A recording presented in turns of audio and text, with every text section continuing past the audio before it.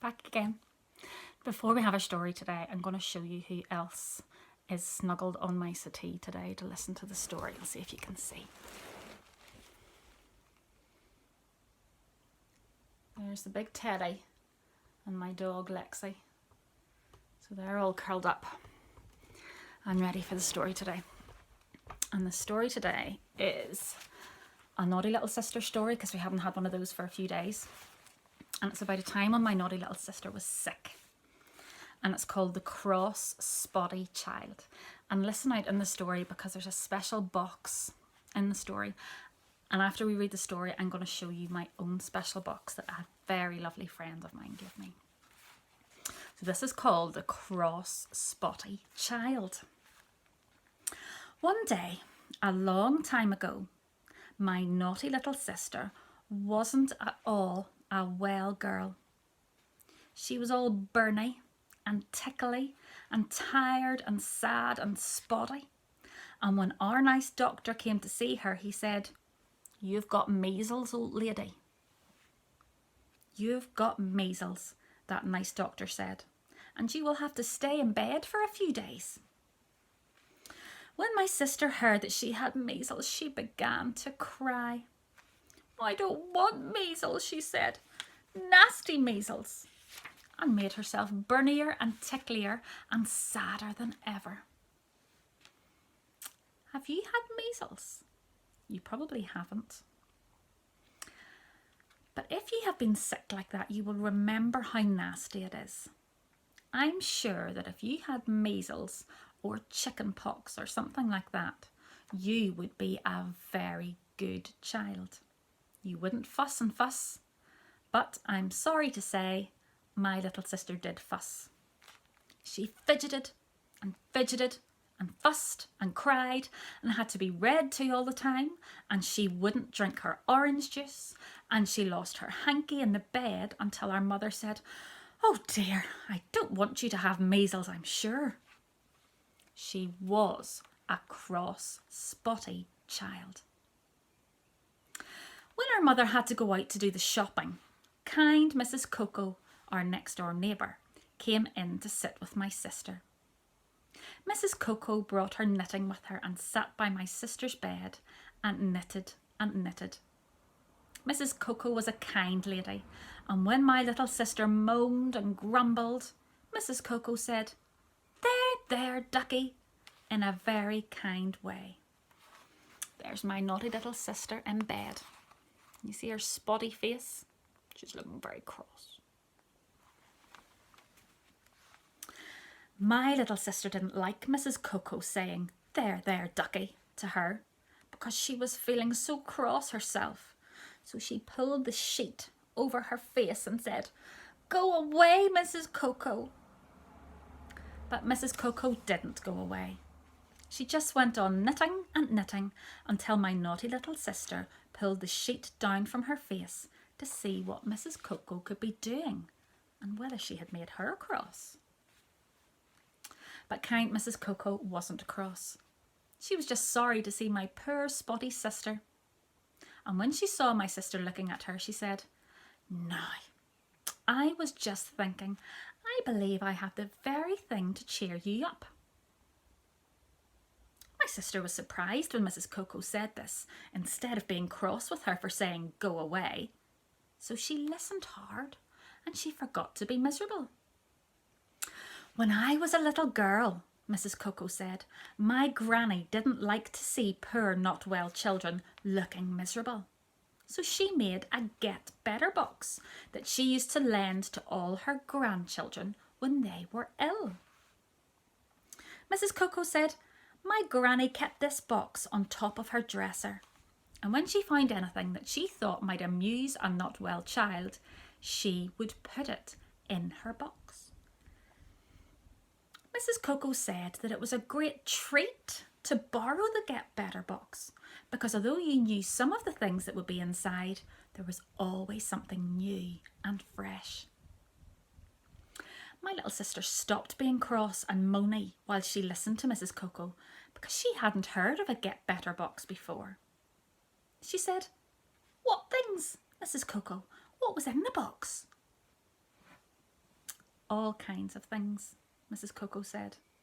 Tell me, said my spotty little sister, and she began to look cross because she wanted to know so much. But Mrs. Coco said, I won't tell you, for you can see for yourself. Mrs. Coco said, I hadn't thought about it until just this very minute, but do you know, I have got my granny's very own Get Better box in my house, and I had forgotten all about it. It's up in an old trunk in the spare bedroom.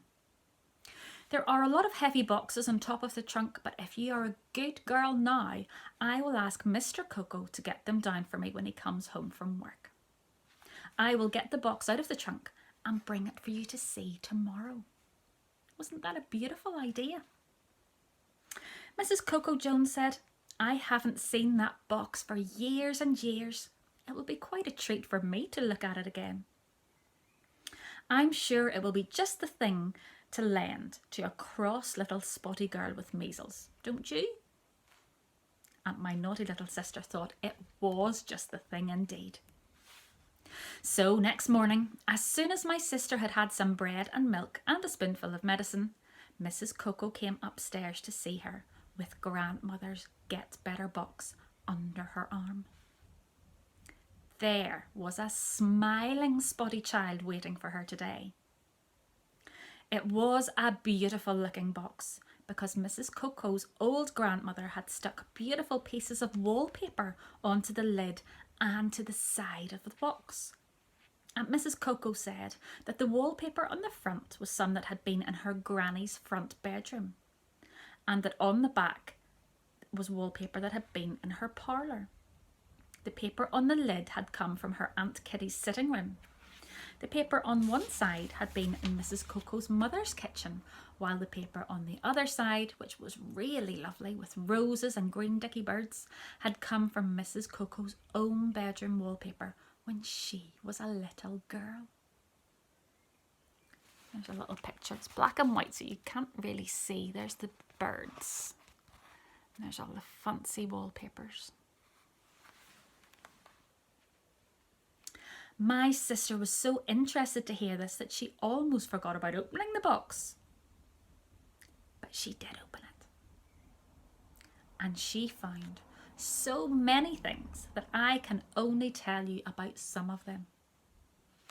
On top of the box, she found a lovely piece of shining stuff folded very tidily. And when she opened it out on her bed, she saw that it was covered with round, sparkly things that Mrs. Coco said were called spangles.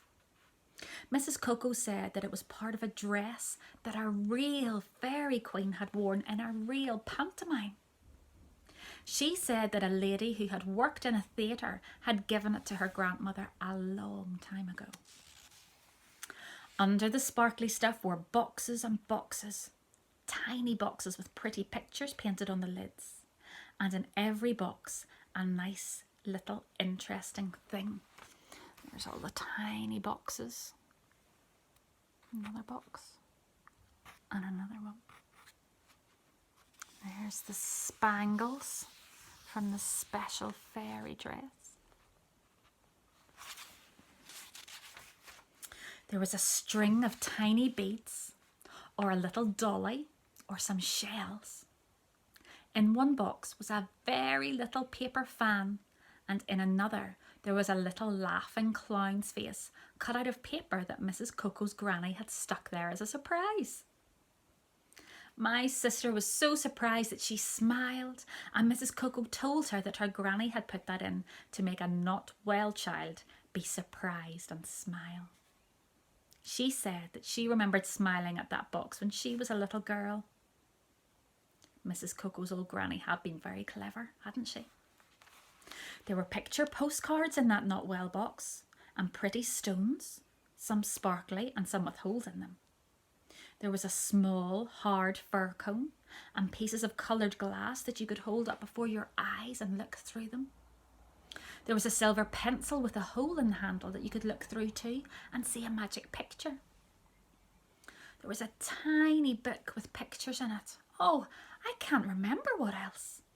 But it amused and amused my sister. She took all the things out carefully and she put them all back in carefully. She shut the lid and looked at the wallpaper on the outside all over again. Then she took all the things out again and looked at them again and played with them and was as interested as could be. And Mrs. Coco said, "Well, I never. That's just what I did myself when I was a child." When my sister was better, she gave the box back to Mrs. Coco, just as Mrs. Coco had given the box back to her granny. Mrs. Coco Jones laid all the things from the box out in the sunshine on her back garden to air after the measles. She said that her grandmother always did that, and because Mrs. Coco's granny had done it, she made it all specially nice for my little sister to think about it. After that, my sister often played at making a Get Better box with a boot box or a shoe box that Mother had given her. And once she drew red chalk spots on poor Rosie Primrose's face so that she could have measles and have the Get Better box to play with. And there's Rosie Primrose, her doll, with her spotty face, ready to play with her Get Better box. So what did you think of that Get Better box? I think that was a lovely idea. And maybe you could make a Get Better box. Maybe you've got a shoe box or a boot box or some sort of box, maybe a cereal box. And you could start finding some little treasures to put inside it. Maybe if you're out for a walk and you find a fir cone or a special leaf, or you could make a little tiny book, or if you have a special pencil and you could put those things in there into the box, and you're only allowed to play with that box when you're sick. Now, this is a special box. It's not a Get Better box, but this is a lovely box that my friend Mrs. Pigeon made me. And this is a special box filled of things that I like to do. So there's some special sweeties for me. There are some buttons, because I love buttons. There's a little pencil for me to write with. There's a little tea bag so I can make myself a cup of tea. And there's lots of things, and I like to look at this box and take all the things out and look at them and put them all back in, and I keep it for a special treat. So if you make a Get Better box or have a special box like that, maybe you could let me know all about it when we get back to school. So I hope you enjoyed my naughty little sister story today. There might be a different one tomorrow. See you later.